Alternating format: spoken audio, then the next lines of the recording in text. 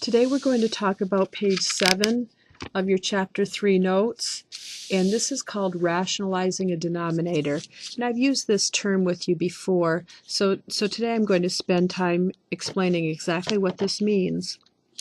To rationalize a denominator containing a radical means that we're going to rewrite the fraction as an equivalent fraction, but with a rational denominator. That means there's not going to be a radical in the denominator. No radical in the denominator. That's what that means to be rational.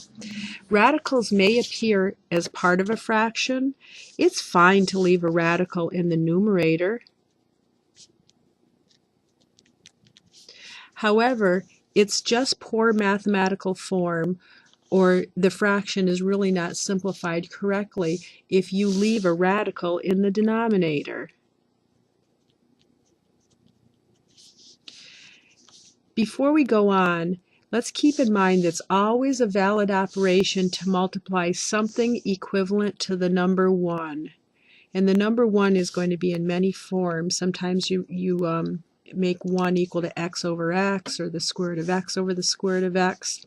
For example, if you look at this fraction, the square root of 2 over 3 is in proper form, and it may be left as it is because the numerator has the radical, not the denominator. But if you have it the other way around, if the 2 in the numerator, well, the numerator is always okay, but if you have the square root of 3 in the denominator, it's not in proper form, and that must have its denominator rationalized.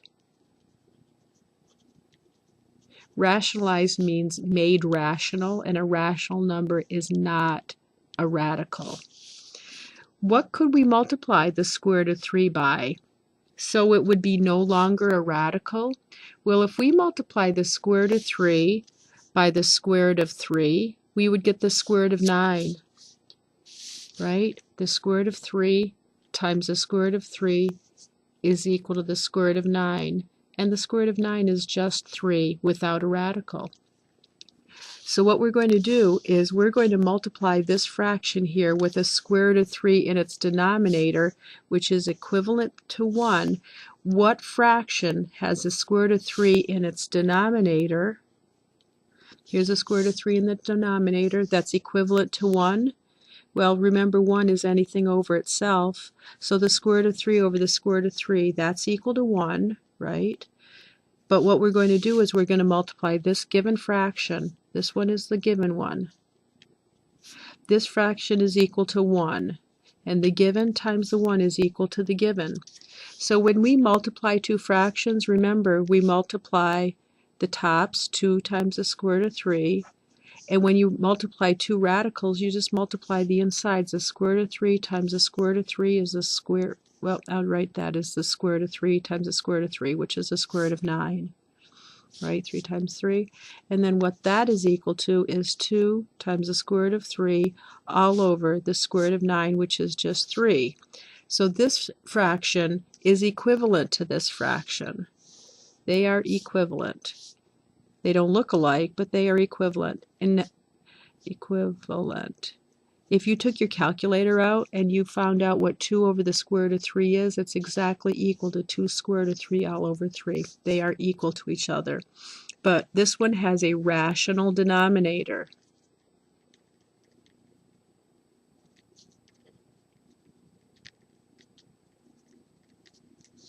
Right, that one's got a rational denominator. This given one had an irrational denominator. And you're not supposed to leave a fraction having an irrational denominator. If the denominator is a monomial, you're going to multiply the given fraction by 1 in the form of the square root of something over the square root of something. All right, that's going to be equal to 1, remember. Anything over itself is equal to 1. For example, if you have 5 over the square root of 3, you're going to multiply that by the square root of 3 over the square root of 3, which is just equal to 1. But watch what happens. 5 times the square root of 3 is 5 square root of 3. The square root of 3 times the square root of 3 is the square root of 9, and the square root of 9 is just equal to 3. In number 2, You can multiply this by the square root of 12 over the square root of 12 if you want, but there's a smaller perfect square that 12 goes into.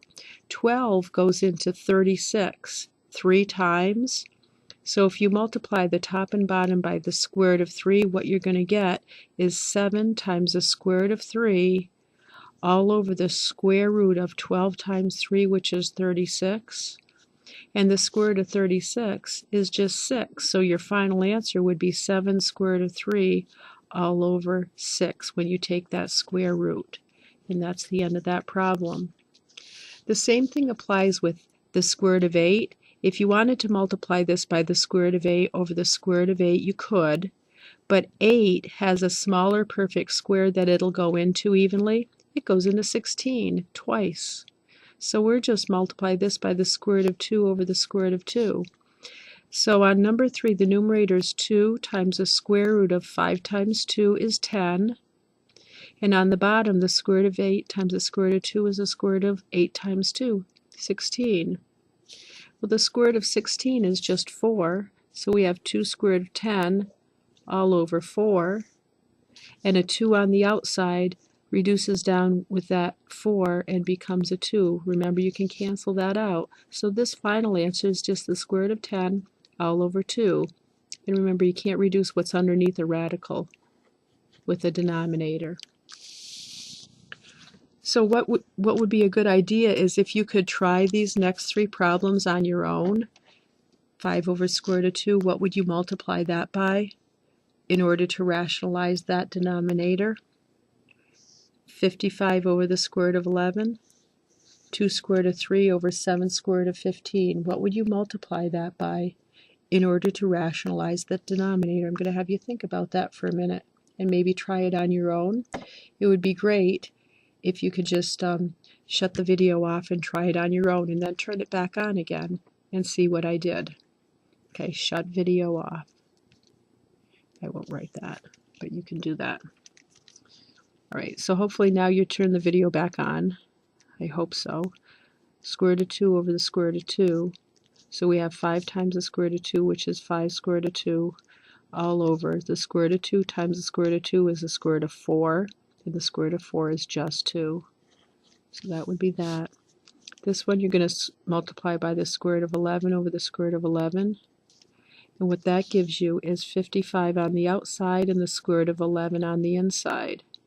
Square root of 11 times the square root of 11 is the square root of 121, which is just 11. 55 on the top, 11 on the bottom, because it's outside the radical, that can reduce down to 5 over 1. And the final answer here would be 5 square root of 11. On this next one, what's the perfect square that 15 can go into? Let's see. We've got 15 times 2 is 30. Times 2 is 60, 120. You know what? I think I'm just going to multiply this by the square root of 15 over the square root of 15 because I can't think of a perfect square that 15 will go into evenly. There might be one. I can't think of it. So what we have is 2 times the square root of 3 times the square root of 15. 3 times 15 is 45. And on the bottom we have a 7. Square root of 15 times the square root of 15 is just 15, so this is 7 times 15. All right, now 45, that has a perfect square in it. That's got a 9. So I'm going to reduce the square root of 45 down into 9 times 5, which is 45, and 15 times 7. Let's see, I don't have my calculator. 35 is 105. So we have the square root of 9, which is 3, which we're going to multiply out by 2. 2 times 3 is going to be equal to 6. That 9 goes away and becomes a square root of 5 all over 105. And then the last thing we can do, let's see, 6 and 105 both have a 3 that'll go into it, I believe. 6 divided by 3 is 2, and 105 divided by 3 is 35, I believe. So what you have, I hope I'm doing my math right, you could check me. Wish I had a calculator. 2 times the square root of 5 on the top, and then a 35 on the bottom.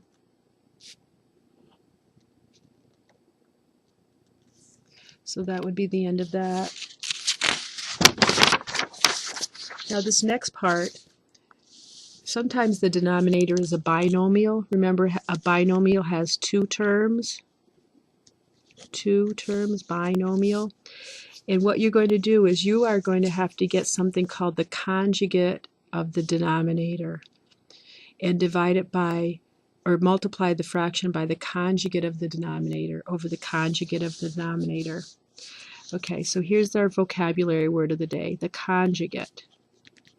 I say that a lot in this chapter. The conjugate of a binomial is identical to it, but with the opposite side in the middle. Here's a binomial. It has two terms, 3 minus the square root of 5, two terms in the binomial. This binomial has a conjugate, and the conjugate is just the same thing, but you have a plus sign in between. It's really easy. The only thing you're going to change is what's in the middle, nothing else. And remember, if you have a binomial times a binomial, you're going to use FOIL, F-O-I-L. So if we are going to multiply this given binomial by its conjugate, if we FOIL this out, we're going to do 3 times 3, which is 9. 3 times the square root of 5 is 3 square root of 5. Negative 5 times square root of 5 times 3 is negative 3 square root of 5. And the negative square root of 5 times a positive square root of 5. Remember, square root of 5 times the square root of 5 is just 5. So we have a negative 5 at the end. And now what we have, whenever we multiply a binomial times its conjugate, these are going to cancel. These are equal to 0.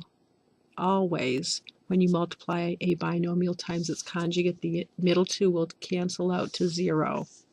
So all we're left with is 9 minus 5, which is equal to 4. What happened to the radical parts of the product? Those are two of the radical products. They canceled. They added up to 0. So that's what happened to them. They canceled out. Well, what's the conjugate of 4 minus the square root of 6? Is 4 plus the square root of 6.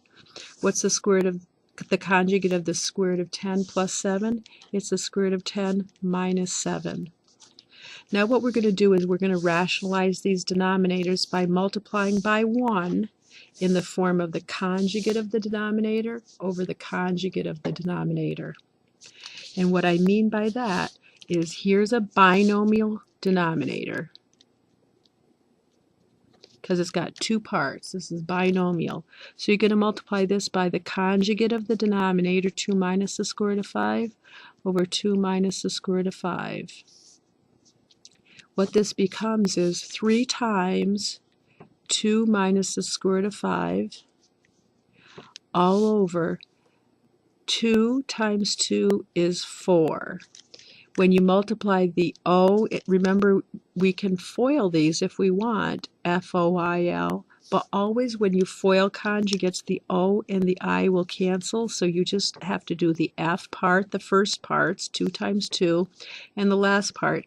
Positive square root of 5 times negative square root of 5 is a negative 5 because the radical parts go away. So what we're left with is 3 times 2 minus the square root of 5 all over 4 minus 5, which is a negative 1. And how we usually write that, usually you don't leave a negative 1 in the denominator, you just pull it out. So it's negative 3 times 2 minus the square root of 5. And that would be the final answer, this negative 1. 3 divided by negative 1 is negative 3. We'll do this next one next. This one underneath here. The conjugate of that denominator is the square root of 6 plus 2 over the square root of 6 plus 2. Remember, we changed that to the plus. So what this is giving us is 8 times parentheses the square root of 6 plus 2 all over the square root of 6 times the square root of 6. Remember, we can FOIL these if we want, but the O and the I are going to cancel. So the square root of 6 times the square root of 6 is 6. Negative 2 times positive 2 is negative 4. So what we have on the top is 8 times the square root of 6 plus 2 all over 6 minus 4, which is 2. And the 8 over 2, because it's on the outside, 8 over 2 reduces down to 4 over 1. So our final answer is 4 times the square root of 6 plus 2. And if you wanted to distribute that 4, you could knock yourself out. It's really not necessary. And then this is the toughest one of all because it has a binomial top and bottom. But remember, you're still going to multiply by the conjugate of the denominator. 3 plus the square root of 10 over 3 plus the square root of 10. On the top, you do have to go through the whole FOIL because it's a binomial times a binomial. They are not conjugates, so you have to do all 4 FOIL. On the bottom, though, because they are conjugates, all you have to do is F, O and I will cancel, and L. F and L, first and last. So let's FOIL the top. 2 times 3 is 6. 2 times the square root of 10 is 2 square root of 10. 3 times the square root of 3 is 3 square root of 3, which won't combine because they're not like. And the square root of 3 times the square root of 10 is the square root of 10 times 3, 30. None of these are going to simplify out. And on the bottom we have 3 times 3, which is 9. The O and the I will cancel, so negative square root of 10 times positive square root of 10 is negative 10. 9 minus 10 is negative 1. So we're dividing everything out on the top, all 4 terms, by negative 1. So what we get in the end is everything is negated. You get a negative 6, a negative 2 square root of 10, a negative 3 square root of 3, and a negative square root of 30. And that is the end of that problem. Now when you go over to page 9, there are 4 problems here, and this says on your own. So what I'd like you to do for the rest of tonight is I'm going to shut off the video now. I'm not going to show you how to do them. We'll go over these in class, but on your own, I want you to rewrite these with a rational denominator, just like we did on the previous page, because you need to get the practice on these. Remember, these are monomials. Just multiply by square root of a over the square root of a, whatever the a is going to be. You have to choose the right number. So the square root of something over the square root of something. But these, remember, these are binomials, so you have to rewrite and multiply by the conjugate of the denominator. Multiply these by the conjugate of the denominator. So these 2 are conjugates, and these 2 are just binomials. All right, good luck. Talk to you tomorrow.